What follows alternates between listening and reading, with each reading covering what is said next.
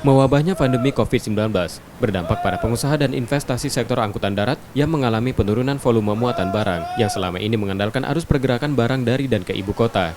Pemilik jasa angkutan mengatakan, kebijakan ini sulit diterapkan di sektor jasa angkutan darat karena sifatnya di ruang terbuka mengangkut kebutuhan masyarakat, karena khawatir barang-barang yang ada di bumi Sriwijaya menjadi langka karena suplainya berkurang.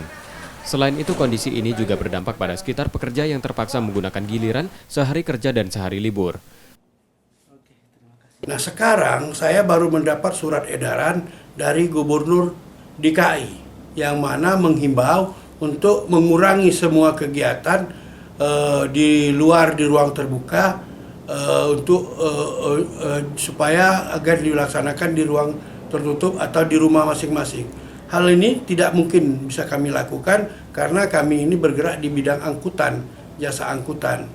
Tapi walaupun bagaimana kita harus menghargai dan harus mengikuti apa yang dihimbau oleh Bapak Gubernur.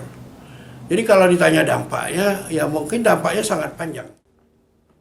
Melihat perkembangan kasus COVID-19 yang semakin meningkat, kondisi ini diperkirakan masih akan berlangsung hingga beberapa waktu ke depan. Rizky Nurmizan, Kompas TV, Palembang.